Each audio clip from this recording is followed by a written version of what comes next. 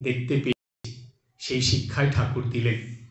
তাই আপনারা জানবেন যে ঠাকুরকে ধরে চললে তিনি অহেতুক কৃপা সিন্ধু, এই কথাটা সবসময় মনে রাখতে হবে।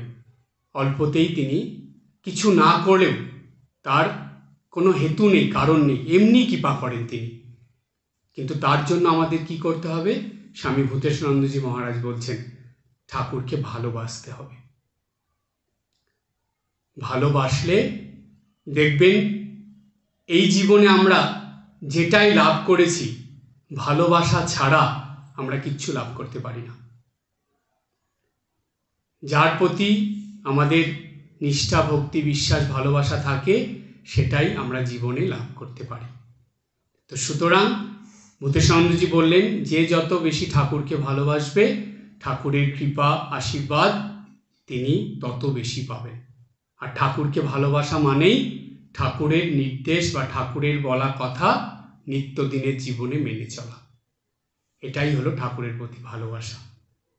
স্বামী ভূতেশানন্দজি বলছেন ঠাকুরকে নিত্যদিন ঠাকুরের কাছে প্রার্থনা করে, জপ করে, ঠাকুরের পূজা করে, সন্ধ্যা বন্দনা করে তবুও যদি আমাদের জীবনের কোনো উন্নতি না হয়, তবুও যদি আমাদের জীবনের কোনো পরিবর্তন না আসে, তাহলে বুঝতে হবে যে আমরা ঠাকুরকে ভালোবাসছি না, আমরা ঠাকুরকে ভালোবেসে কিছু করছি না। যদি ভালোবাসতাম তাহলে অবশ্যই জীবন পাল্টে যাওয়ার কথা। তাই তিনি অহেতুক কৃপা সিন্ধু তাদের কাছে যারা ঠাকুরকে মন প্রাণ দিয়ে ভালোবাসবে, তবেই সে কোনো কারণ ছাড়াই কৃপা করবে।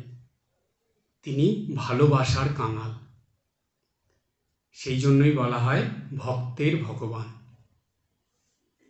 এই ভক্তের ভক্তি এবং ভালোবাসার প্রতি ভগবানের সবথেকে বেশি মনের আকর্ষণ বা টান থাকে।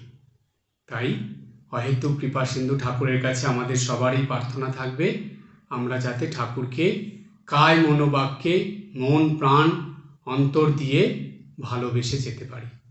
আর এই ভালোবাসাই আমাদেরকে তার কাছে নিয়ে যাবে এবং তাকে লাভ করিয়ে দেবে।